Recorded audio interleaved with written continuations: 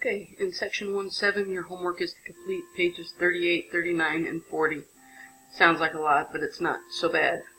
So this video will give you just a little bit of homework help and get you started on each of these. So in the ready section, basically there's just 4 questions about arithmetic and geometric sequences. On this, you just simply have to find the missing values in each sequence, identify the common ratio or the common difference, and tell whether it's arithmetic or geometric. So on the first one, remember, like you're looking at consecutive terms to see if there's a common difference or a common ratio. So on this, to get from 5 to 10 to 15, I'm adding 5 each time. So my common difference is plus 5. And I can fill in the values here that go to 15, 20, 25, 30, 35. So it is a common difference of plus 5, which makes it arithmetic. Okay, so fill in the common difference or ratio, fill in the missing values, and circle the appropriate parts. Okay, in the set part, there are several different scenarios that might be arithmetic or geometric, and the objective here is to write out recursive and explicit equations. So I'll do a few of these with you. So it says determine whether the information represents the arithmetic or geometric sequence, and then write the recursive and explicit equations for each. So if you take a look at the first one, we have 2, 4, 6, 8. When we look at that, what's happening every time looks like add 2. And you want to check a few to make sure it's actually happening that way. And it is add 2 every time. That's my pattern. So it's arithmetic, and the common difference is plus 2, or the pattern is plus 2. Recursive formulas, remember there's always 2 parts. First term, which is 2. And then the nth term, f of n, the term for now, equals the prior term, f of n minus 1.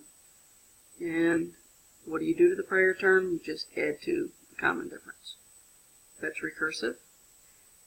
Explicit formula, that's the one f of n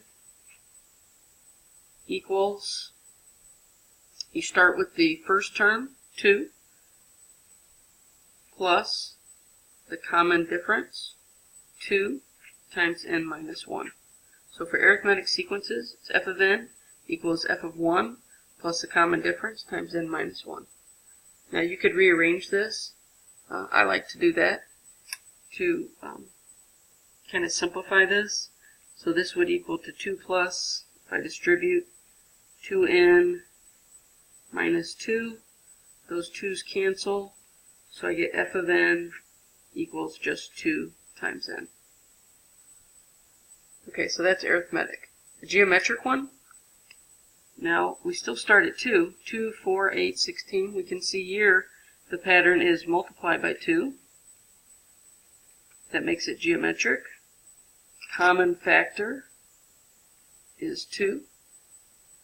So recursive, remember 2 parts to recursive. You got to give the first term, which is 2. And then the now term is the prior term, f of n minus 1, times 2. The explicit function, f of n, equals the first term, which is 2, times the common ratio, which is 2, to the n minus 1 power. Now if we needed to clean this one up, this is a little bit more involved to clean this one up than the arithmetic one was. But here's what I like to think about. To go to the right, I need to multiply by 2. Okay? If I want to clean this up, basically I have to determine what the term would be before this first term. So I would need to go the other direction. So instead of multiplying by 2, I would divide by 2 to go backwards. Or you could say multiply by 1/2. So if I take 2 and divide by 2, I get 1. So I could change this to 1 times 2 to the nth power. So you can get rid of the n minus 1 by backing up 1. Now I don't need this 1 to be written here, so this just simply is 2 to the n power. it is definitely okay to use this original form. You don't have to go back. I was just trying to give you another way to do it. If you're ready to try the next page, you can certainly do that on your own. If you need to see one more example, I think I'll show you number 8. It's a little tricky.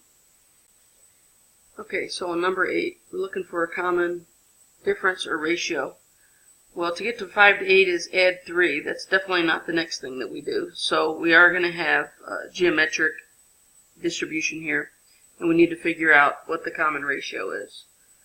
So to get from 5 to 8, I need to multiply by some number. So 5 times what equals 8? Well, certainly to find this missing value, I could divide by 5 on both sides. So I get that this missing value is equal to 8 over 5. So if I think of that 8 over 5 there, if I multiply 5 by that, the 5's cancel, leaving me just 8. So I know that that's right. If I want to figure out what decimal that is, 8 divided by 5 is actually 1.6. So I could use a fraction or a decimal here, either way. To get the recursive equation, remember you always have to give the first term, which is 5. And you get the nth term.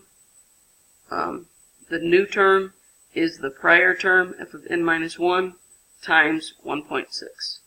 That's it for recursive.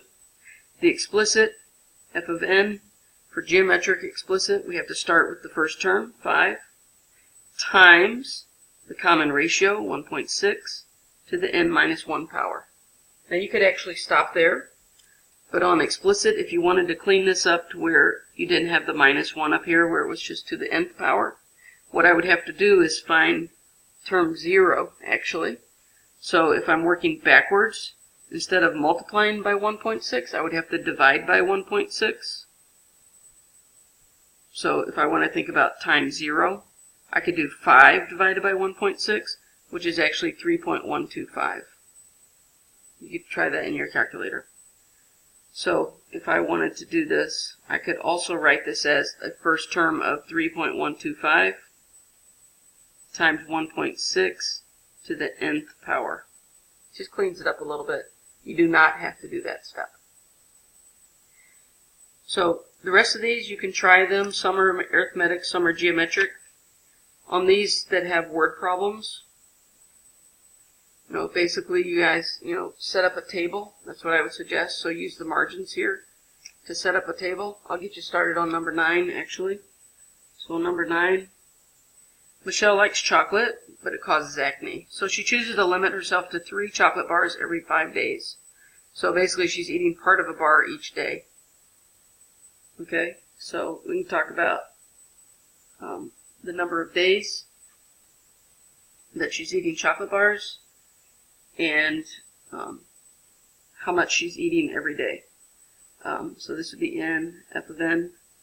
And if it's 3 bars every 5 days, how much is that per day? 5 days divided by 3 bars, so it's 5, I did that backwards. It's 3 bars over 5 days, so it's 3/5 of a bar per day. 3/5 of a bar every day. So on day 1, she has 3/5 of a candy bar. Day 2, she has another 3/5 of a candy bar, so we're going to add 3/5. 3/5 plus 3/5 is 6/5. Add 3/5 again, 9/5, and so forth. Now you can change these to decimals if you want. 15/5 on day 5, that is equal to 3. So that matches what we were supposed to get. Okay? And you can come up with the equation out of that. I'd like for you to try the rest on your own.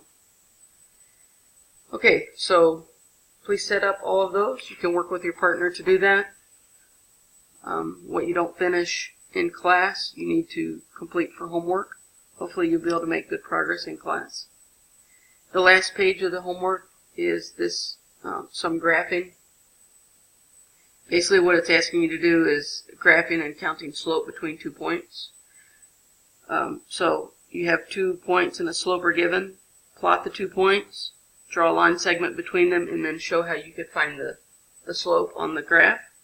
So remember the x value is first and then the y value. So point A is over 2 and down 1. There's point A. Point B is over 4 and up 2. There's point B. There's the segment in between it. And the slope is supposed to be 3/2. How would we get that? Here's how I'm going to show it. This is rise over run. So we have a rise of 3 and a run of 2. So that's my 3/2. And I would do that for every problem. Okay, be sure and complete all the homework. Be ready to talk about all these different arithmetic and geometric sequences on Thursday. Have a good day.